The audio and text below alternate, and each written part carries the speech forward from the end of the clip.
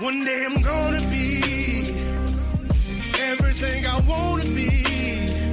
I don't let it get the most of me. One day I'm gonna be free. I wanna be everything I'm gonna be. My future right in front of me. One day I'm gonna be free. I wanna be free. Then let me be free. From the depths of darkness, a voice emerges. A host with a fire burning in his soul. With a heart, steel, and a spirit unbroken. He rides on two wheels, ready to claim his throne. Amidst the chaos and the thunderous roar, insane wheels rise as a force to be reckoned with. Fueled by the power that only metal can bestow, he takes his step, refusing to submit. Insane wheels hear his battle cry. Metal and mayhem will never die. Whistlers report he pays his way. Oh, legend in the making, day by day.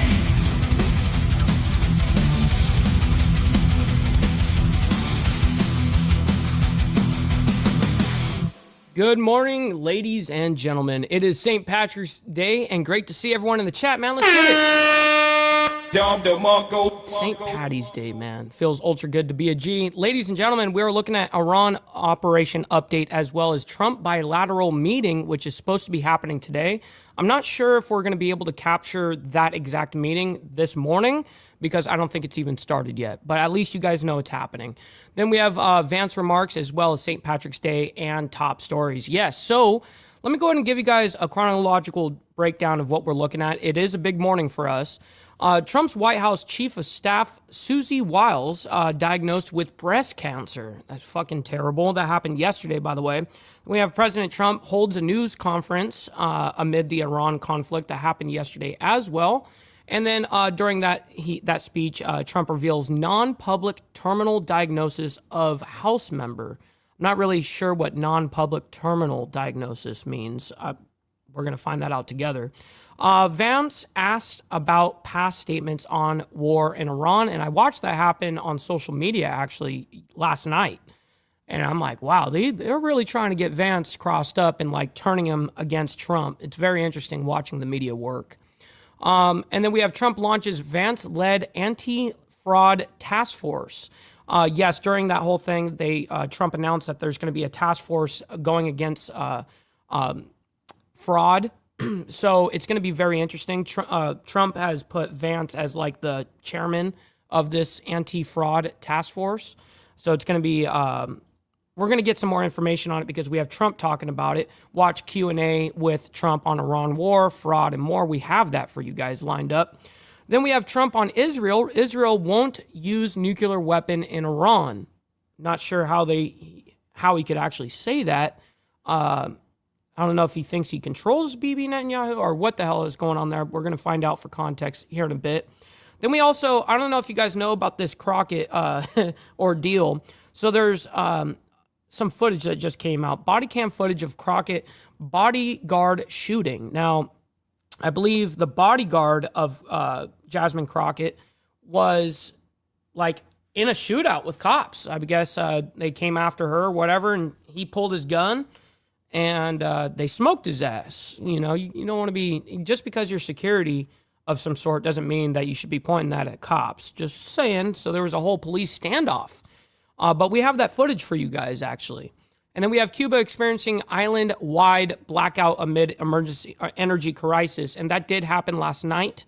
I forget exactly what time. It was kind of like later afternoon, evening time was when I started seeing that Cuba was out. We're talking millions of people without any type of electricity. Then we have, just as of 3 hours ago, coming out from Israel, top Iranian officials killed in Israeli strikes. They apparently got some guy that's like head of some sort of security. He's like the head guy or whatever. We're going to find that out together. And then we have Israel-Iran conflict, new wave of strikes on Tehran, which is over there in Iran, obviously. And that just came out 2 hours ago. So we're looking pretty good this morning. All right, ladies and gentlemen, let's go ahead and do our call to actions real quick, and we'll get right into the craziness of this morning. Make sure you guys hit that like button. Helps out the show immensely, and it's free to do so. Excuse me.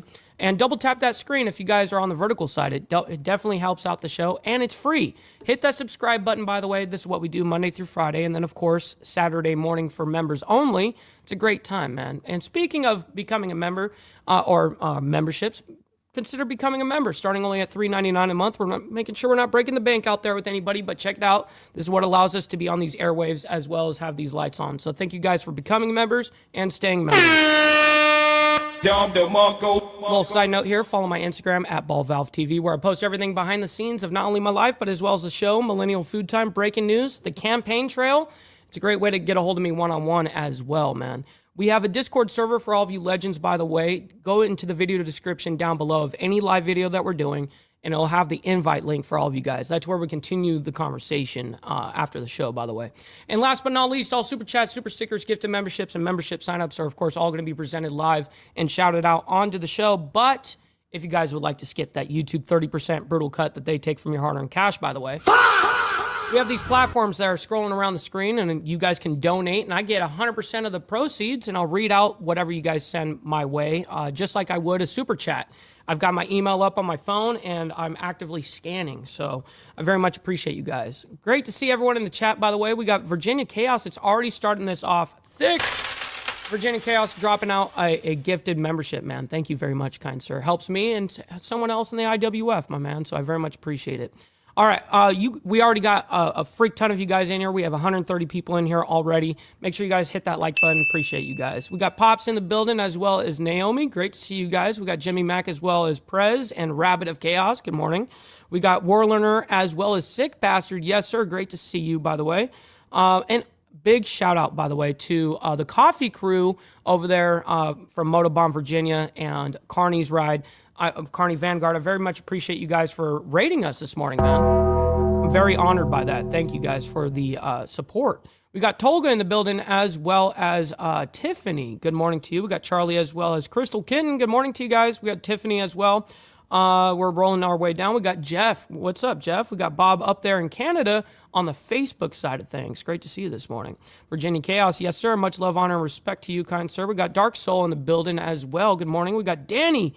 My man, Danny, great to see you. We got Click as well as DJ. Good morning to you guys. All right, let's go ahead and get right into all this craziness. We have a lot to get through this morning, and we're going to start this off with Trump's White House Chief of Staff, Susie Wiles, diagnosed with breast cancer. We have learned that Susie Wiles, the president's chief of staff, has breast cancer. President Trump revealing the diagnosis on his Truth Social account, saying this: Susie Wiles is an incredible chief of staff, a great person, and one of the strongest people I know.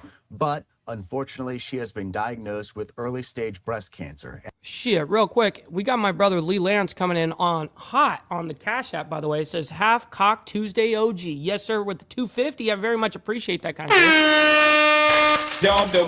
Thank you to Rain in the Cash App, my man. Thank you, sir. Dues are paid. And has decided to take on this challenge immediately, as opposed to waiting. She has a fantastic medical team, and her prognosis is excellent. During the treatment period, she will be spending virtually full time at the White House, which makes me, the president, very happy. Her strength and her commitment to continue doing the job she loves and does very well while undergoing treatment tells you everything you need to know about her. Susie, as one of my closest and most important advisors, is tough and deeply committed to serving the American people. She will soon be better than ever. Melania and I are with her in every way, and we look forward to working with Susie on the many big and wonderful things that are happening on the behalf of the country. President Donald J. Trump. Man, that's terrible news. Anybody getting any type of cancer is terrible. Breast cancer is ruthless as well. So at least you guys know that this is happening here. We're going to go ahead and move on here. We got President Trump holds news conference amid Iran conflict. This happened yesterday, for context, by the way. No problem. We've got it here. Let's go ahead and bring this up. Thank you very much. We're not going to play this whole thing either, by the way, because this is a long ordeal, you know? It's always present. unfortunately. I'll say a few words about what's happening in the Middle East. And if you have a couple of questions, we'll do that, and then we'll get on with our board meeting. So thank you very much for being here. We have a wonderful group of very, very smart, talented.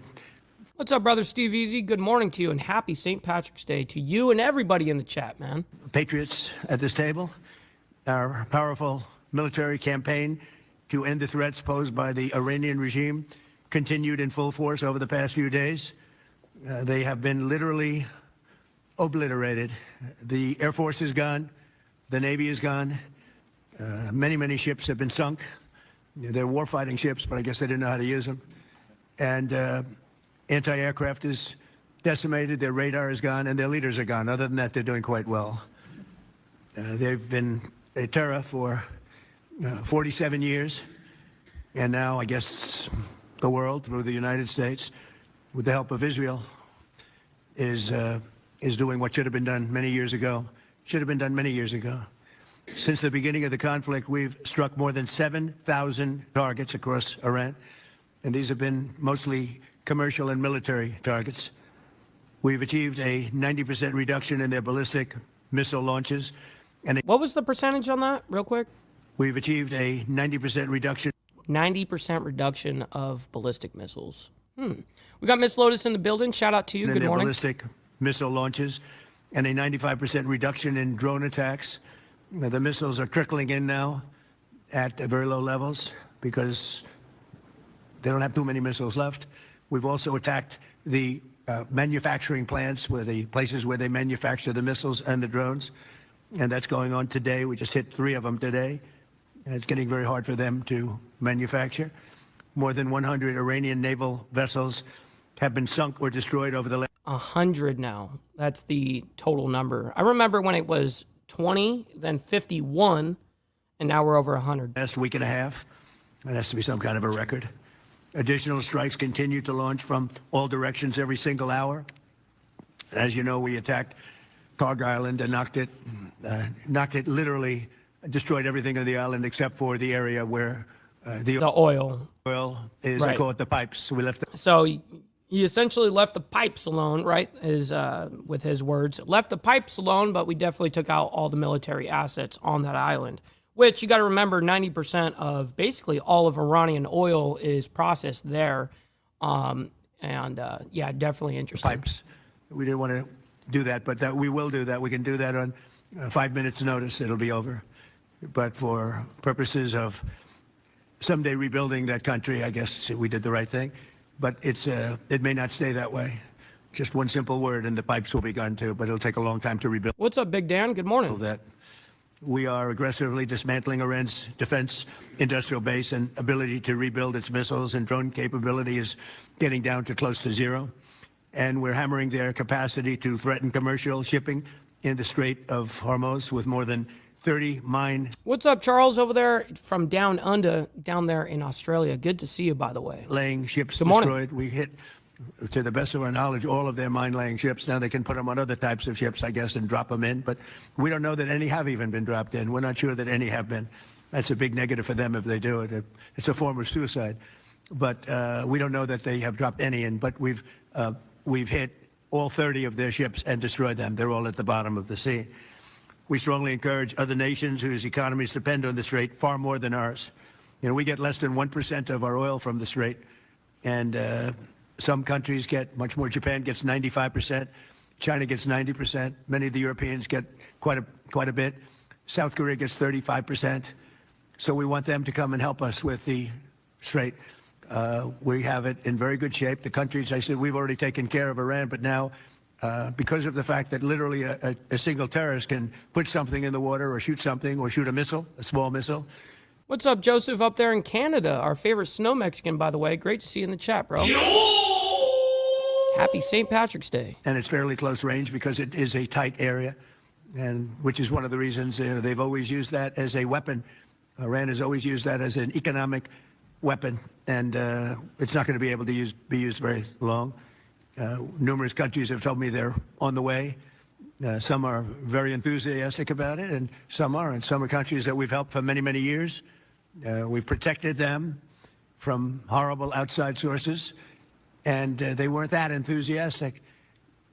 And the level of enthusiasm Ride safe over there, Motobomb. Great to see you in the chat, bro. it matters to me. We have some countries where we have 45,000 soldiers, great soldiers, protecting them from harm's way. And we have done a great job. And when we want to know, do you have any minesweepers? Well, would rather not get involved, sir. I said, for 40 years we're protecting you, and you don't want to get involved in something that is very minor. Very few shots going to be taken because they don't have many shots left. But they said, we'd rather not get involved. I just want the fake news media and everybody else to remember that was said, because I've been a big critic of all of the protecting of countries, because I know that we'll protect them. And if we ever needed help, they won't be there for us. I've just known that for a long period of time, just like I knew about the Strait, that it would be a weapon, which I predicted a long time ago. Predicted all of this stuff. You guys were very generous in that. I predicted all of it. I predicted Osama bin Laden would knock out the World Trade Center. I made that prediction a year before he did. I said, you better get him. He's a bad guy. I watched him be interviewed one time, and I said, that's a bad guy. You better get him. 1 year before, exactly. I wrote it in a book. You can even check. About a year before the World Trade Center came down, President Clinton actually had a shot at him, and he didn't take it. Unfortunately, I'm not blaming him for that, but he didn't take it. And he ended up knocking down the World Trade Center, but I predicted that. I predicted a lot of things. We strongly encourage other nations whose economies depend on the Strait for blood. I mean, these people literally need it. 95% of their energy or their oil comes out of the Strait, and they should be in here very happily helping us. Wow, Jimmy, that's pretty fucking awesome, actually. And it's incredible. We have such great. We're number one in oil by double now. We drill, baby, drill. We're double any other nation, and it's going to be soon triple any other nation. And that doesn't include Venezuela, who's been great. By the way, the relationship with Venezuela has been fantastic. Shit. You mean since taking out Maduro? Millions, literally millions of barrels of oil Right. Are being taken out, and it's been a great help, and it's been to their great benefit. The president has done a really good job. It'd be really nice if we could use their oil and process their shit here and refine it. That'd be fucking nice, so that oil prices can actually come down. It'd be nice. Instead, we're selling it, and the United States is making a profit, but the people are not getting any type of benefit from it yet. Along with them, really That needs to happen. But we've taken out millions of barrels of oil and brought to Houston and other places to the refineries. We have refineries set up specifically for that.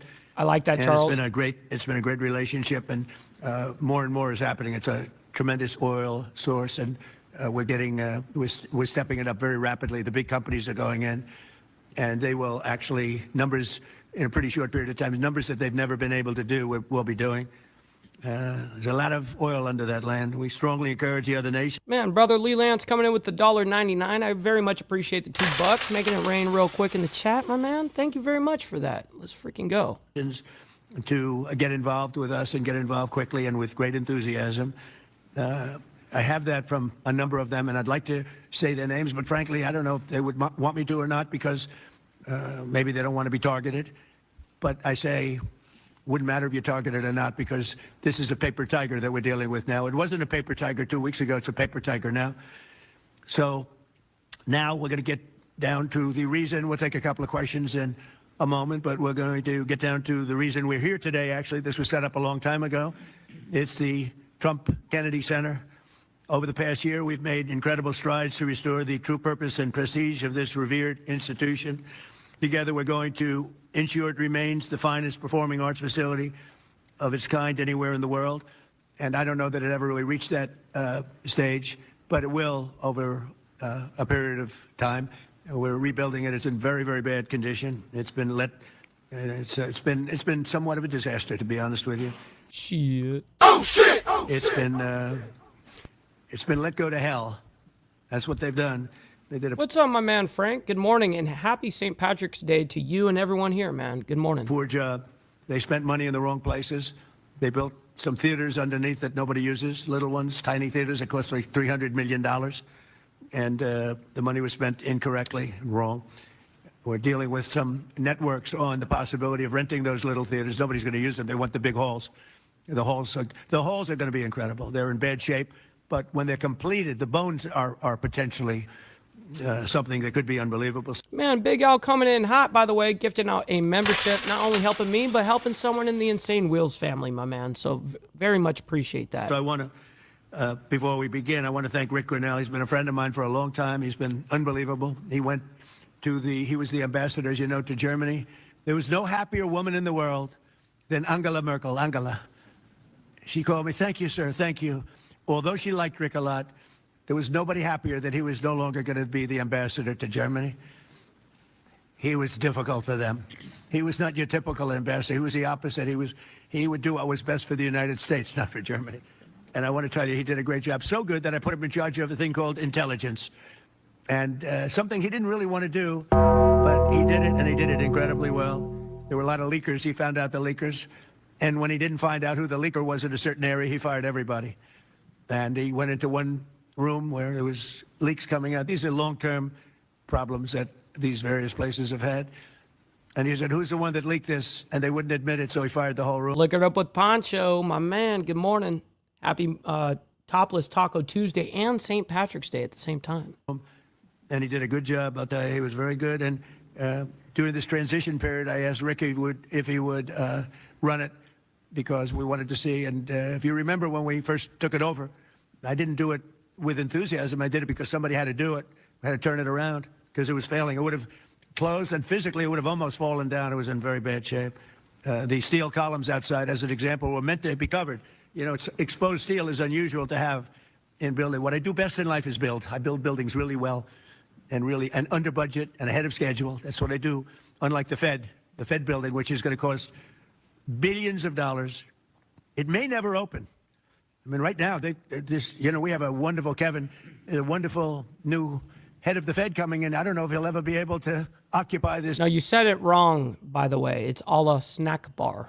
This complex that was destroyed by Jerome Too Late Powell. I call him Too Late because he's always too late with interest. Should cut interest rates. He should cut them right now. They should have a special meeting.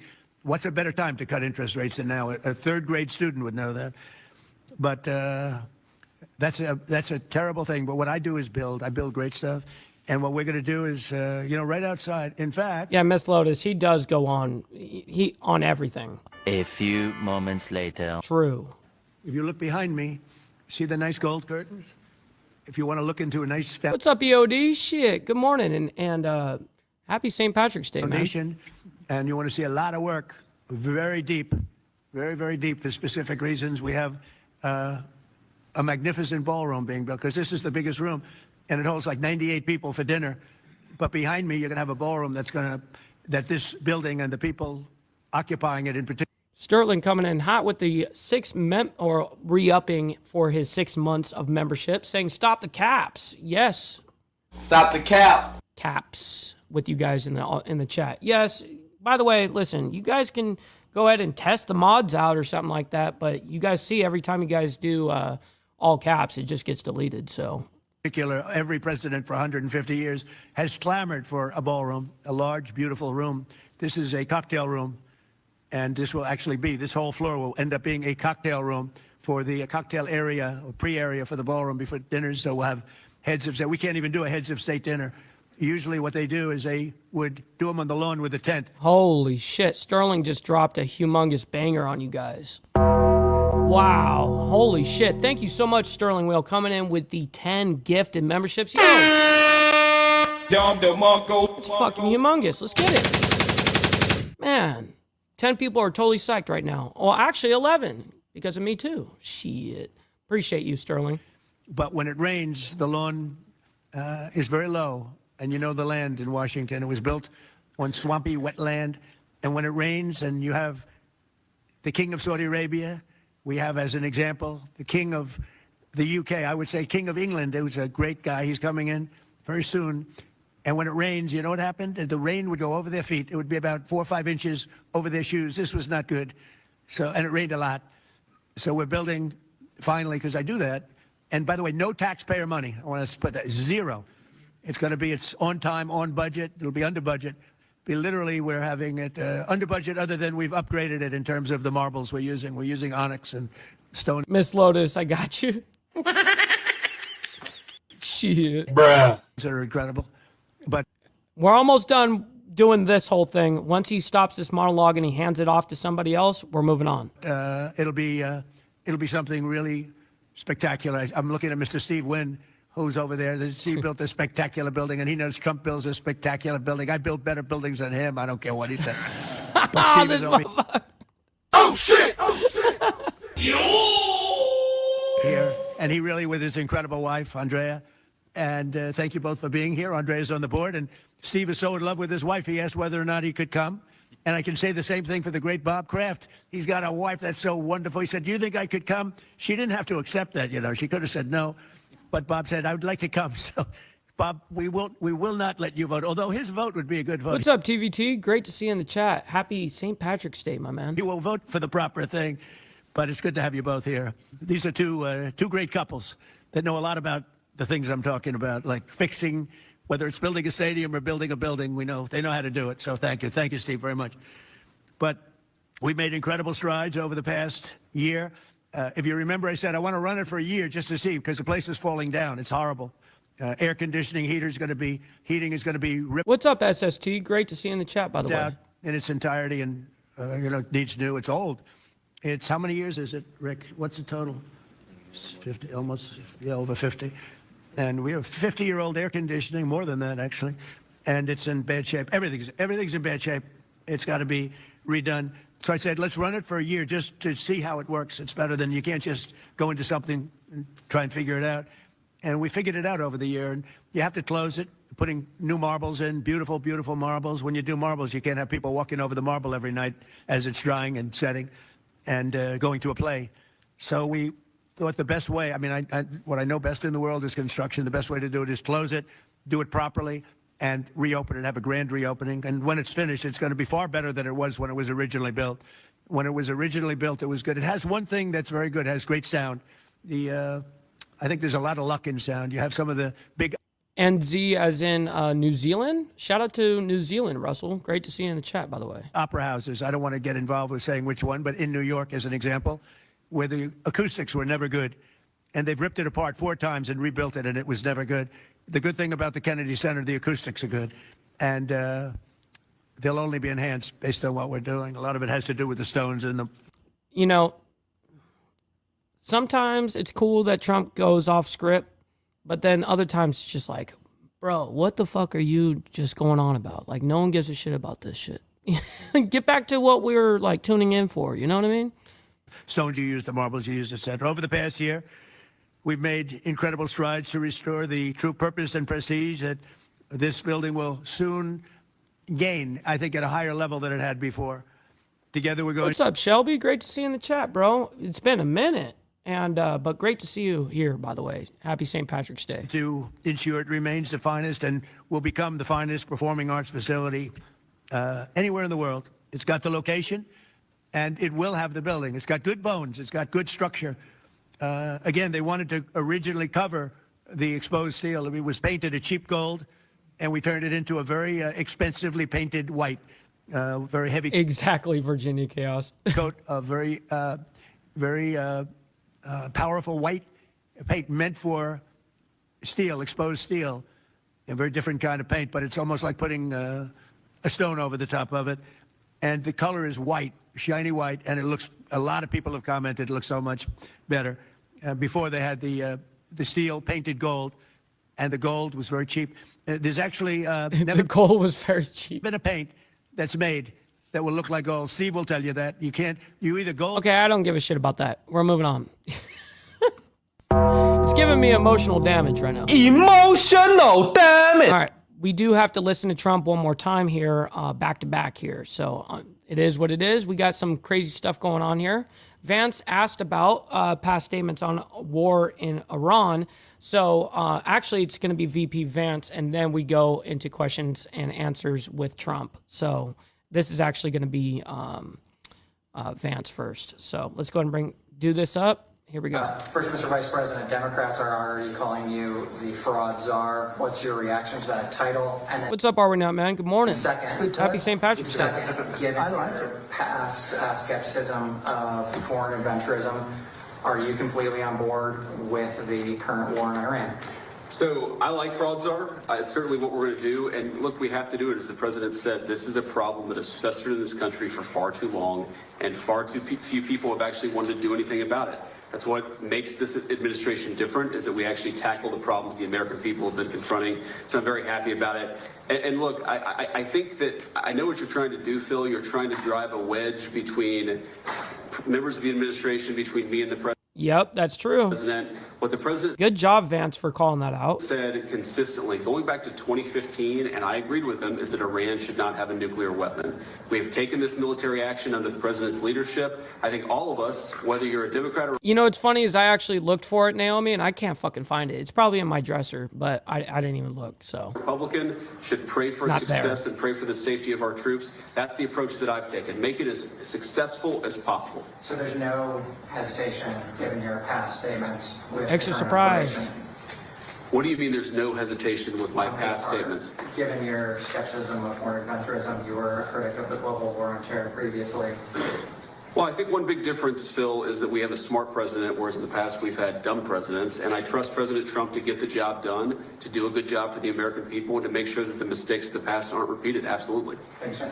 Look, JD's been great, but here's the simple thing, and I have, some people, I don't want wars. I want wars less than almost anybody.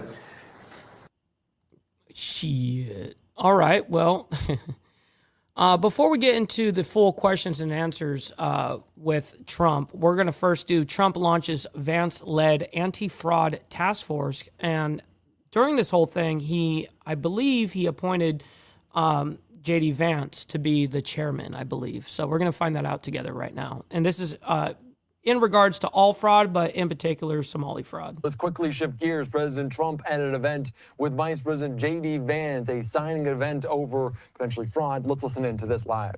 It's a very big thing that we're doing. It's about fraud, having to do with all the fraud that's taking place in our country. And we have two people that are extremely brilliant and just very talented, and they're going to be put in charge. But I'd like to ask Will, if you would, to give a little description of what we're signing, the executive order, and then I'll ask JD to speak. Yes, sir.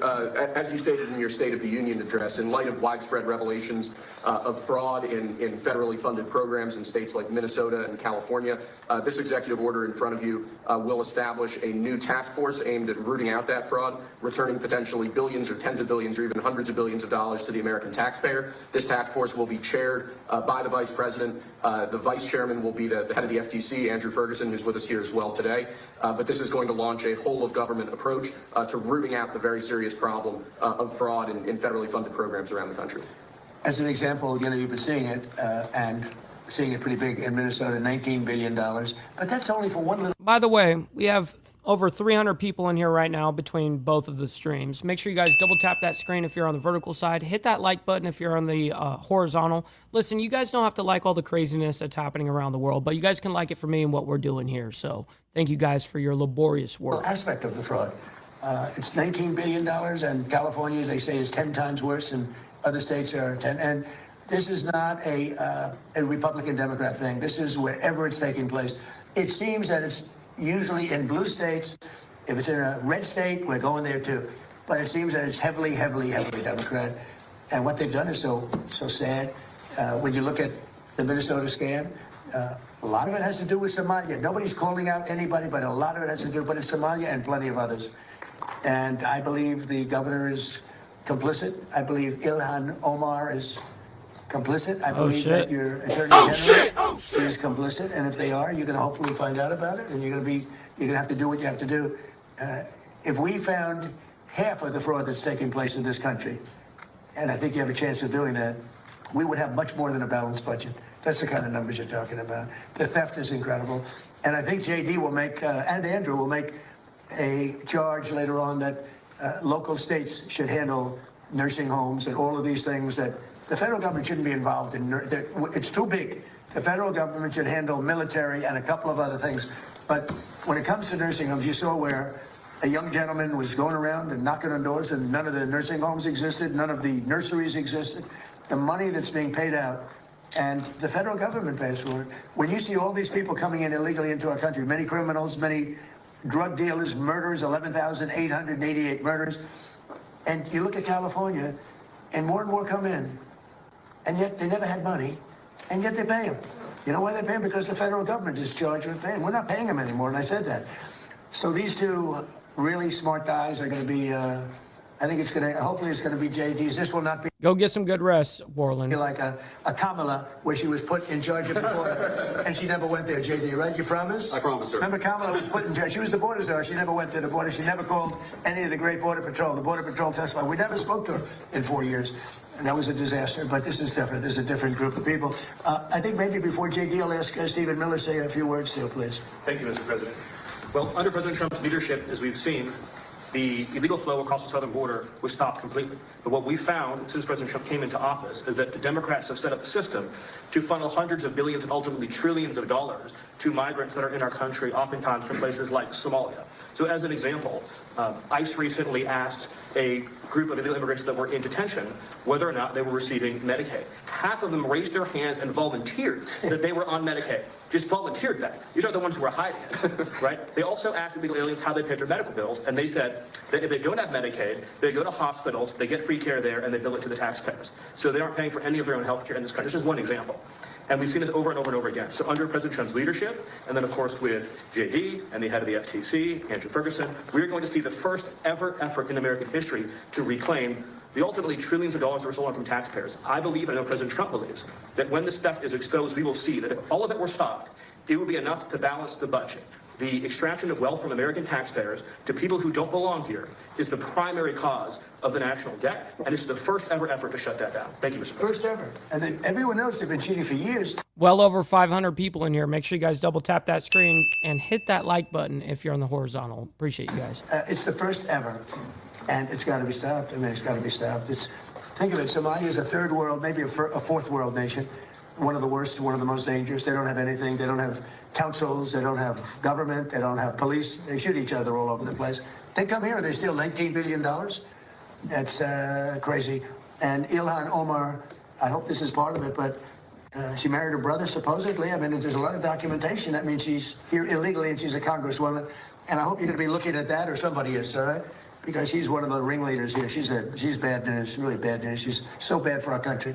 Anyway, JD, please say a few words. Yes, sir. Well, thank you, Mr. President. This is a very important whole-of-government approach to tackle the fraud problem. And let me just tell one story. One of the things that even before this executive order was signed that we were able to stop under the president's leadership is we saw evidence that in Minneapolis there were Somalis, primarily illegal immigrants, who were defrauding a Medicaid program that was meant to go to autistic children. So they were taking children who were supposed to get benefits, and they were claiming that their kids were actually autistic even though they weren't. And what did this mean? This meant two things. Number one, you had a lot of people getting rich off of the fraud while American citizens got poor. And the second thing that it meant is that you had autistic kids in Minneapolis, in suburban Minneapolis, who weren't getting benefits they needed because Somali fraudsters were literally stealing out of their pocket. It's got to stop. And unfortunately, that kind of fraud is one example of probably hundreds just within the state of Minneapolis, and then it's repeated and replayed all over the United States of America.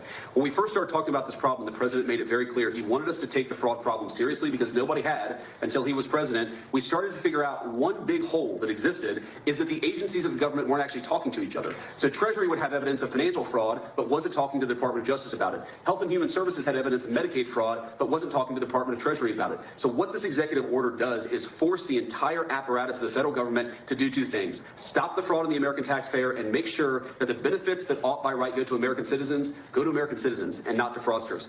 Andrew Ferguson will be the vice chair and is going to do a great job. If you're curious what's the difference between the vice chair and the vice chair is going to do all the work, and I'm going to take all the credit. Andrew. Yeah, look, I mean, millions and millions. Okay, we don't need to hear the rest of this. We got the two that we needed to hear from. We're moving on.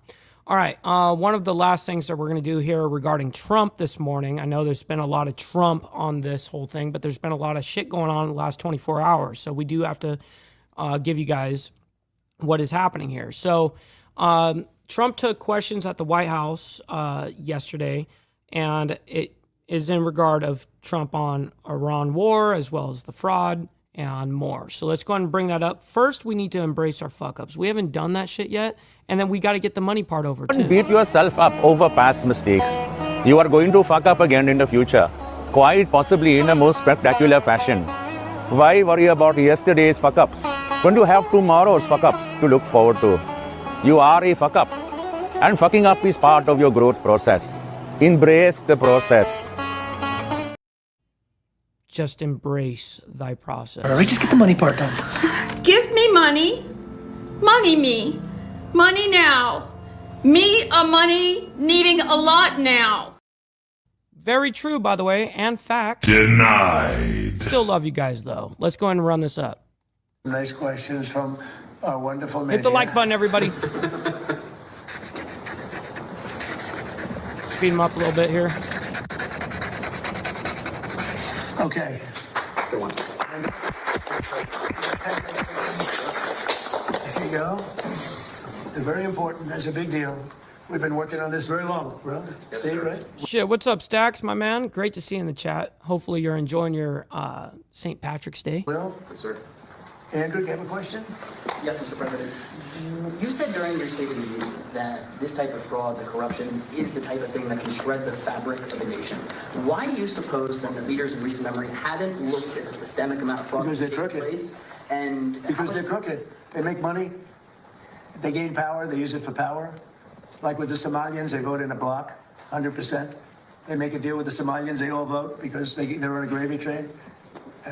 It's money first, power second. A lot of people say power first now. It's money first, power second. Do you ever see where like Mercedes, people come over from Somalia, they have no money, and now they're buying Mercedes-Benz cars, okay? It's more cash goes out of the Minnesota airport than any other place in the world. Oh, shit. We're going to find it. And Minnesota is really bad. The governor's corrupt. The attorney general is totally corrupt. Just like the New York State attorney general, Letitia James. She's a highly corrupt person. Bragg, the DA, is a corrupt person. They're all corrupt. These are corrupt people. And we got too many of them in our country. And we have to expose them. And we have to... What's up, Ghost? Great to see you in the chat, bro. Catch them. And if these two guys can't, these are high IQ people. I've always liked high IQ. These are high IQ people. If they don't do it, we're going to go a long way, fellas, to find somebody else that's going to. We have no choice. If honestly, and they may not do a good job. If they don't do a good job, Thank you, sir. it's possible. If they don't do a good job, the country's sort of in trouble. Yes, go ahead. Thanks, sir. Two questions for And I think they're going to do a great job. Go ahead. First, Mr. Vice President, Democrats are already calling you the fraud czar. What's your reaction to that title? And The fraud czar. second, Good time. given I like your it. past skepticism of foreign adventurism, are you completely on board with the current war in Iran? So I like fraud czar. It's certainly what we're going to do. And look, we have to do it. As the president said, Vance. this is a problem that has festered in this country for far too long, and far too few people have actually wanted to do anything about it. That's what makes this administration different, is that we actually tackle the problems the American people have been confronting. So I'm very happy about it. And look, I think that I know what you're trying to do, Phil. You're trying to drive a wedge between. And that's and we already covered this little piece, but it was only about a minute. So I'll let you guys, for the new people coming in, I'll just let it play real quick. The administration between me and the president. What the president said consistently, going back to 2015, and I agreed with him, is that Iran should not have a nuclear weapon. We have taken this military action under the president's leadership. I think all of us, whether you're a Democrat or Republican, should pray for success and pray for the safety of our troops. That's the approach that I've taken. Make it as successful as possible. So there's no hesitation, given your past statements, with the current operation? What do you mean there's no hesitation with my past statements? Given your skepticism of foreign adventurism, you were a critic of the global war on terror previously. Well, I think one big difference, Phil, is that we have a smart president, whereas in the past we've had dumb presidents, and I trust Oh, President Trump shit. to get the job Oh, shit. done, to do a good job for the American people, and to make sure that the mistakes of the past aren't repeated. Absolutely. So JD's been great, but here's the simple thing, and I have, some people, I don't want wars. I want wars less than almost anybody. Peace through strength. But you know what? I've watched Iran for a long time. I called them out 20 years ago when I was a civilian that liked watching the world. And if violent, vicious people, the leadership, violent, vicious people, they killed 32,000 protesters over the last 3 weeks. They put out a memo 2 days ago saying, if you protest, we will shoot you and kill you in the streets. And somebody said, oh, there's not that many protests. Well, first of all, there are bombs going off all over the place. But even if there weren't, who's going to do that? Who's going to do it? They don't have any guns, and the other ones have latest in line machine gun, right? And every form of gun you can have. They shoot them right through the middle of the head. They're violent people. If they had a nuclear weapon, they would use it. And sometimes I'll have some of the people that, feel very strongly, like I do about wars. And I say, Do you think Iran is violent, and do you think their people are violent? Yes, leadership. Do you think they should have a nuclear weapon, which is massive power? I don't even want to discuss how powerful, because it's depressing. And they said, no, they shouldn't have. Definitely they shouldn't have. They said, and you don't want to fight war? No, we don't want to fight war. So these are naive people that frankly are stupid. If you They're frankly stupid. believe that Iran should have a nuclear weapon, there's something wrong with you, because they would use it the only question is within 1 hour if they get it, or 1 day. They will use it, and they will blow up the entire Middle East, not just Israel. They'll start with Israel, but they will blow up. And you got to see that when they unexpectedly started sending missiles to every country within 1,000 miles of them. I mean, they're blowing up countries that were neighbors, not necessarily some friends. They actually were blowing up some friends. They were blowing up the people that handle their accounts. They're sending thousands of missiles into countries that didn't expect to be in the war because they wanted to take over the Middle East. And if I didn't terminate Barack Hussein Obama's horrible Iran nuclear deal, which I did in my first term, one of the dumbest deals, perhaps the dumbest deal because of the danger involved, you would have had them have a nuclear weapon 3 years ago, maybe 4 years ago. They would have used it, blown up the Middle East, and they would have then come after us. And if these gorgeous B-2 bombers, give me that bomber, Andrews. Let me just hug that little sucker. Give me that bomber over there. Thank you. You knew immediately which one. This looks small, but in person it's very big. It's the only plane capable of carrying a 200,000-pound bomb. I don't know how they do it. It's very sleek and nice, but it carries a lot of weapons, and there's a lot of bombs. But a lot of bombs. I not sent this incredible machine, times numerous others, to hit Iran at midnight with no moon, dead dark. Every single bomb was dropped right down the chute that it was supposed to hit. How they do it, who knows? Nobody else can figure. No other country can do it. No other country has our military or even close. And I think we've probably proven that with Venezuela and now with because we have done a number in Iran. But if I didn't do that, if I didn't decimate, I call it their nuclear dust, they would have had a nuclear weapon within 1 month after that bombing took place. And they would have used it on first Israel and then the Middle East. And you know that because all of those missiles that were launched against their neighbors were set long ago, long before they knew they would be using them this quickly. Had we not done this, you would have had a nuclear war that would have evolved into World War III. And more important, this is a war that there would have been nothing left. So we've done a great thing. The people that say it's okay for a very sick ideology, a very sick country in terms of its leadership, very good people, great people. But the people that say that, I think they're actually, they're either evil or they're stupid. So if you believe that Iran should not have a nuclear weapon, they should not have it, then you have to absolutely love what I've done because in 2 weeks we have decimated them. They have no Navy, they have no Air Force, they have no anti-aircraft weapons, they have no leadership. The leadership is gone. But then they set up a new leadership to go and name a new leader, and that leadership is gone. And now they think maybe the sun is gone. They're all gone. My biggest problem is I have no idea who we're talking What's up, Pablo? to because nobody ever heard of any of these people. They're all dead. But we did a job for the world, not a job for us, for the whole world. We took the worst country in 50 years and maybe longer from the ideological standpoint, a country that wanted to blow up the world, a country that is sick, and it has a religious fervor. And when you add religion, you know, people don't realize more people Oh my God, Trump. A few moments later. died in religious wars than every other war put together. And that's what you would have had here. And it was a terrible thing. I'm very proud of what we did. And I think JD understands better than most. If you give Iran a nuclear weapon, at least a very substantial part of the world would be blown up, and it'll be used almost immediately. Yes. All right, we're moving on. We're moving on. We got to. We have to at this point. All right. Shit. I got you, Steve Easy. Why are you gay? Okay, here we go. We're going to be talking about Trump on Israel won't use nuclear weapon in Iran. Now, that's a pretty big statement. Let's go ahead and bring that up and see why he is saying that.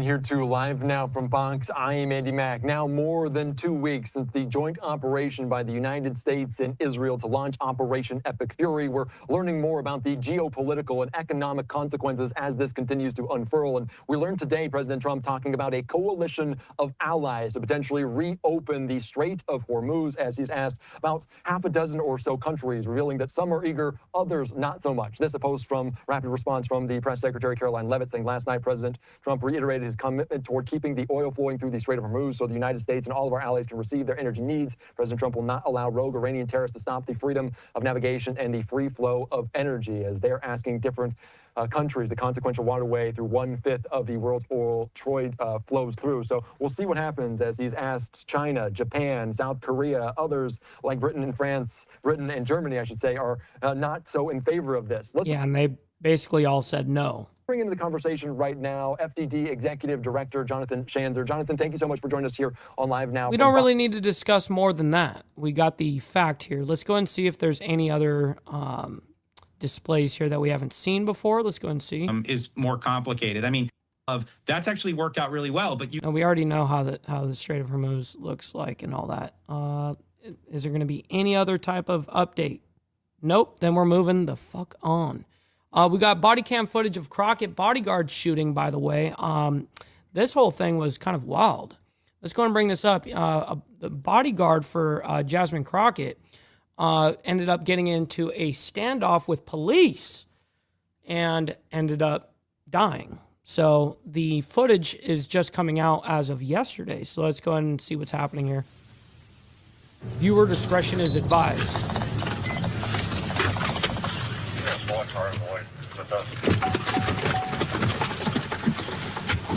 Hey, stop the car! Stop the car! Move your car! Move your car! Stop! Stop! Go! Go! I don't think he knows that. All right, come on. Yeah.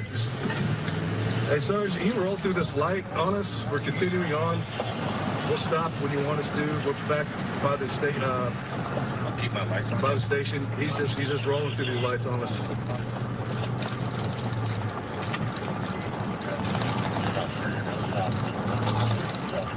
You sick? You have your lights on, right? Yeah.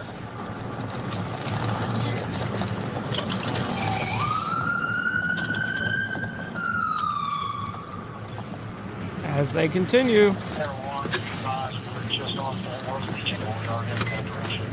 Crockett and their bodyguard think that they're above the law, just like any typical one of these fucking politicians.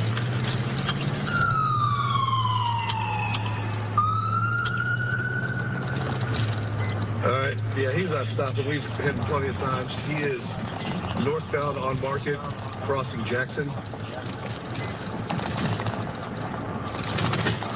Wow, what's up? We got Barbie. Man, it's been a minute since I've seen you in the chat, but you still re-upped the membership for 18 months. Let's freaking go. Let's get it.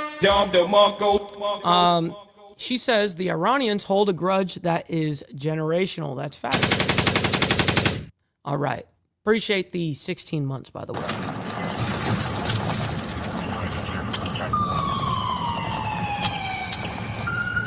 He's just going to keep going through. Yeah, no, he's...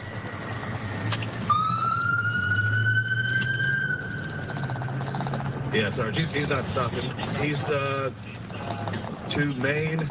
Looks like he's going through Maine. He's going through a red light. Do we have any coverts with him?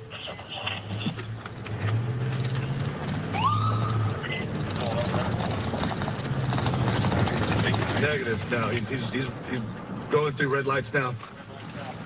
Oh man, there's this civilian that had to stand out in the street while the cop just did that. He's shooting across. He got all the way in the right-hand lane. He crossed Jackson. I think he continued straight. Get him to the right. See if we can get eyes on him.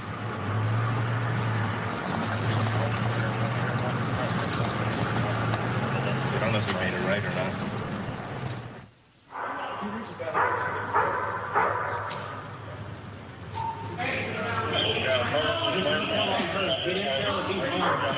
This one goes down, I'm sending this round. Yep. I don't know, you've got that gun on him. It's not going to end good. We don't want anybody to be hurt. I got it. All I want you to do is when you exit the car, let it fall. Don't reach for it, don't do anything. And nothing will happen. Just keep your hands up. I'm gonna stand up upstairs this round. What's your first aid, man? Mike? I think that's the police canine, by the way. Get out.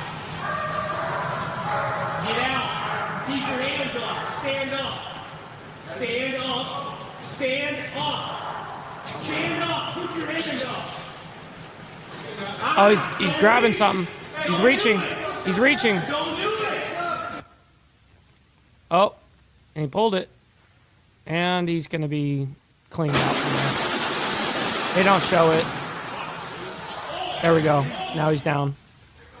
Come on. This is it. Come on. Get out. That was pretty dumb. Come on. Get out. Why would he go in a standoff with him? Get out. Keep your hands up. Stand up.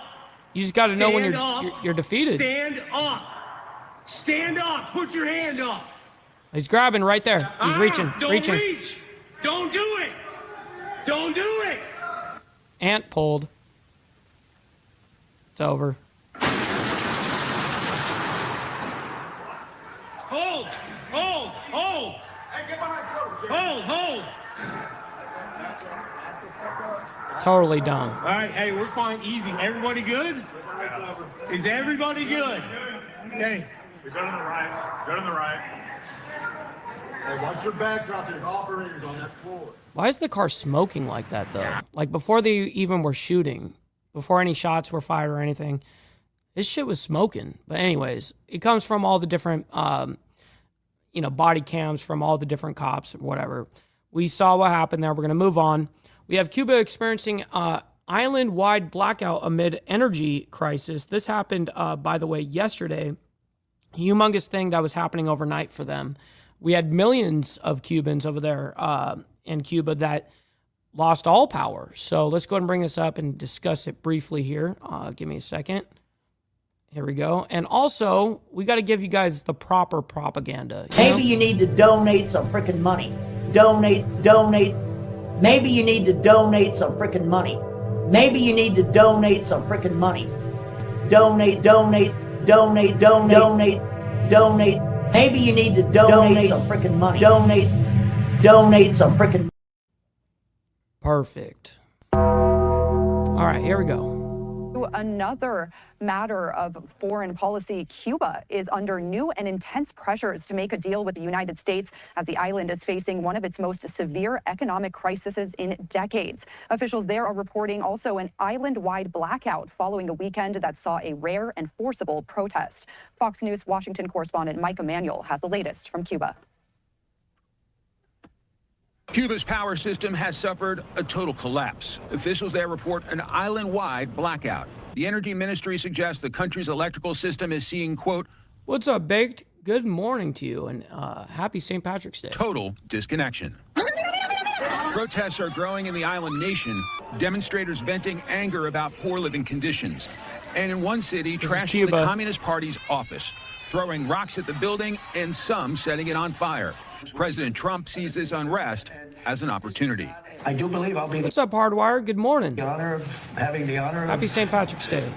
taking Cuba. That'd be good. That's a big honor. A White House official tells Fox, quote, "As the president stated, we are talking to Cuba, whose leaders should make a deal which he believes would be very easily made."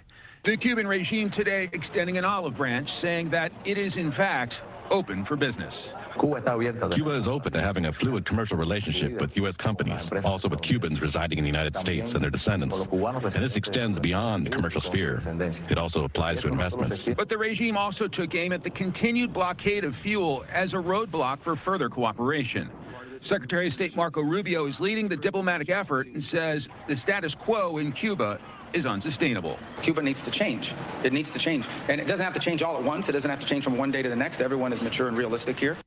Some congressional Democrats have introduced legislation aimed at blocking U.S. military action against Cuba without congressional approval. Yeah, I heard that their entire grid went down, Charles. clearly worried that if there isn't change, the president may use force, as he did in Venezuela, to make it happen. In Washington, Mike Emanuel, Fox News. Fox News. Why do they do we that? also have this from the So U.S. gay. Embassy in Cuba talking about that blackout, saying that a nationwide blackout, including Havana, happened around 1:54 local time. A disconnection of the national electrical grid occurred, resulting in a total power outage that includes the metropolitan area of Havana. There is no information on when electrical service will be restored. Cuba's national electrical grid is increasingly unstable and scheduled, and unscheduled power outages are prolonged and a daily occurrence throughout the country, including Havana. These outages affect water supply, lighting, refrigeration, and communications. Take precautions by conserving fuel, water, food, and your mobile phone charge, and prepare for significant disruptions. So that's coming from the U.S. Embassy in Cuba today, talking about those nationwide power outages there in Cuba. And we also have this from Fox News, saying President Trump floated the idea that the United States could take Cuba, quote, in some form, saying the island nation is currently weakened after decades of rule by the Castro regime. All right. The U.S. and Cuba talks also continuing as the island is dealing with those blackouts. Yes, we do know that. All right. And yeah, millions of Cubans over there in Cuba were without power. That's terrible. All right. So we have top Iranian officials killed in an Israeli strike that happened. Let me see. It happened 4 hours ago. Let's go ahead and bring this up. And this is this morning's news. Here we go. The military also announced it killed Gholam Reza Soleimani, the head of the Revolutionary Guard's all-volunteer Basij force. So there's a lot to get to in terms of what could come next. So to help us break this all down is going to be Dave Lawler. He is with Axios, and he joins me now. Dave, good morning. If he goes into any type of speculation or anything, we're moving on because we still have to get to Israel-Iran conflict with the new wave of strikes on Tehran over there in Iran. So hold on. Whoops. Here we go. Good morning. All right, so this is major breaking news. We have several more top Iranian officials that have been taken out. So how does this change the context as to what the strategy is going to be going forward with Israeli military specifically first? Sure. So Ali Larijani, who's the biggest name, who was killed, he was seen by at least some U.S. officials as the de facto civilian leader after the killing of Supreme Leader Khamenei. He was very close to the now late Supreme Leader, and he, is. Dude, that's fucking epic, Pablo. Balls Out News Agency. She was one of the most senior remaining figures within the regime. Obviously, if he's now killed, that's another sort of rung down on the old hierarchy that the Iranians will be moving. Of course, the presumptive supreme leader now is Khamenei's son, Mojtaba, but it's unclear how badly he was wounded in an attack earlier in the war, and so. It seems pretty clear that the Israeli military in particular, and arguably more so than the U.S. military, is focusing on taking out the entire top layers of this regime. I think the Israelis have been fairly clear that they see regime change, not just changing the supreme leader, the person at the top, but really changing the regime right. as a goal of this operation, or at least. Well, that's definitely Bibi's main focus. Absolutely. Now, let me go ahead and see if there's any other breaking coverage here. It looks like there is. Let's go ahead and see what this is right here. Give me a second. There we go. Last answer. I want to bring us up, though, first to this. It's the latest social media post from the IDF, just once again reiterating some of these top officials that have been killed. This one is for specifically Ali Larijani, who you spoke on there. Give us a bit of a briefing as to who he was. The secretary of Iran's Supreme National Security Council and the regime's effective leader has been eliminated. I want to talk a little bit about the newly named Supreme Leader, Mojtaba Khamenei, because, Dave, we have yet to see him publicly. We have seen statements that have been attributed to him, but no public statements as of yet. And given the fact that all of these officials are being taken out one by one, is this some type of strategy from within the Iranian regime? What's the thought process behind perhaps not allowing Mojtaba to make that public statement and to be seen by the world?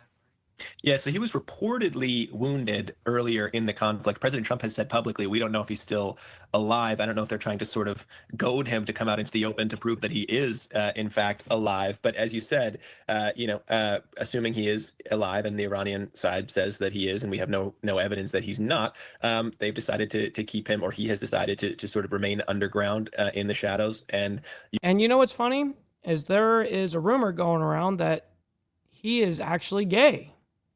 Why are you gay? I don't think that's going to work out extremely well over there. But I don't know that to be fact. That's just a rumor that's been flying around, and I can't confirm or deny that shit. So let's see if we have any other updates here. It looks like we do have a ship update here. Let's go ahead and see. This is the Strait of Hormuz right here, and you can see where the ships are halted. The red is basically ships that are anchored right now. Green is them moving, but then, pretty much nobody is going through back and forth here. Okay, let's see if this will... Here we go. And they have economic concerns, but a lot of countries are not interested in becoming, in putting their forces potentially in harm's way to help escort vessels through here or to, help clear mines that the Iranians may lay in the strait. So there's a couple things going on. President Trump has said that the Iranian Navy will continue to be decimated. They will take out, Iranian military sites that are within range of the strait to try to, make it impossible for the Iranians to take out vessels by force. And then they're going to try to get this coalition together that will, along with the U.S., provide some layer of security. I think it remains to be seen how many international shipping firms, how many tankers are going to be willing to test this system, even if the U.S. sets it up. Will they move their tankers through here if Iran is continuing to threaten to target them? It's very well. The escorting can happen from Navy ships that we have. It just puts them kind of at unnecessary risk during this war. So that's basically why Trump was asking other countries to come help. All right, so our very last story for the morning, Israel-Iran conflict, new wave of strikes in Tehran. This just happened right before we started the live stream this morning. So here we go. Along the area. I also want to bring us out to this. It's a social media post courtesy of Phil Stewart. He is a national security reporter at Reuters. He says this: Israeli military says... What's up, Brother Dean? Good morning to you. Great to see you in the chat, my man. ...as it is launching wide-range strikes across Tehran. And Phil joins me live here this morning. We're going to bring him on to talk about the latest regarding this entire situation and what is happening right now on the ground. Phil, good morning. Good to have you. Good morning. Yeah, thanks for having me. Of course. All right, so based off of that latest social media post, you are following all of these minute-by-minute developments. Break it down for our viewers. What is happening on the ground there, not just in Tehran, also in Israel, Lebanon, so many different points that we're focused on? What we're seeing right now is a pretty major a set of strikes that have happened in recent hours that have taken out, one of the most important figures in Iran, and someone who had actually been seen as potentially a successor to the supreme leader at one point. And we're also seeing major strikes across Tehran. Assad. We're seeing Iran retaliate. There's been a major boom over Doha and a missile interception there. So you're seeing, again, escalation throughout the region. You're seeing Israeli strikes, U.S. strikes, and we're trying to get a better sense of whether or not this conflict is entering, another phase of serious degradation of Iranian military capabilities. You mentioned something very important there right off the top, which is what we started really the program with today, the killing of 2 top Iranian officials. Taking a look here, there's a couple of posts from... No, I haven't seen that yet, Steve Easy. From the IDF. This one specifically focuses on Ali Laranjani, the secretary of Iran's Supreme National Security Council and the regime's effective leader. They say he has been eliminated. Another person that has been killed was Gholam Reza Soleimani, the head of the Revolutionary Guard's all-volunteer besieged... Anything is possible at this point, Barbie. Nothing is shocking to me at this point. Of course. This is a social media post courtesy of Fox's Trey Gings where he talks about both of these killings. Phil, when we look at the trajectory of this war, the fact that so many top Iranian officials continue... I think all decisions are on the table.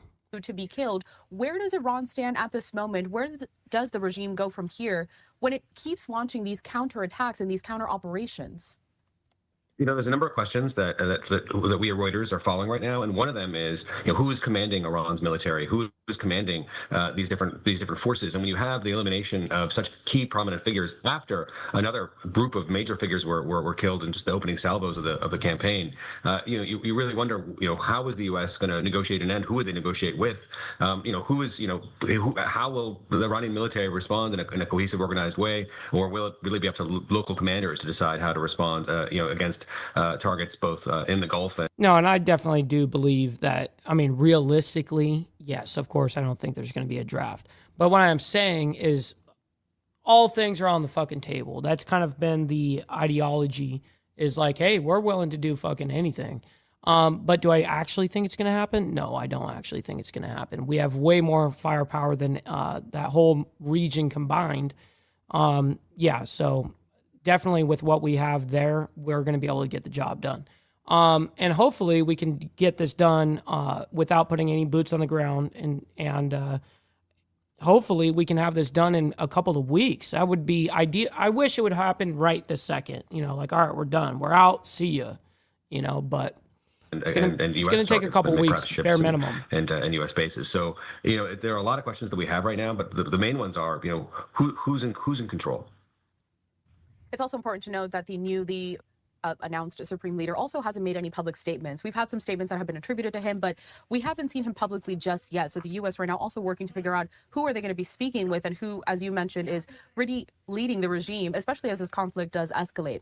I want to go back to U.S. involvement, though, and really military. Steve Easy, no fucking kidding, bro. Strategy going forward. Now, we know that the U.S. is sending more troops. Here, let me tell you how it's going. DHS is fucking not funded. So that's what's happening there. Troops there to the region. Based off of your reporting, Phil, based on what you're hearing, what is the goal right now? What stage are we in when it comes to U.S. military involvement there in this conflict? So I think there's two different ways of looking at that. One is that the Pentagon keeps talking about its current mission, which is to degrade Iran's ability to attack other countries. So that would be its missile force, its ability to produce drones and field those drones, its navy, and on all sides of that, the United States is striking more and more targets every day and degrading Iran's ability to attack abroad.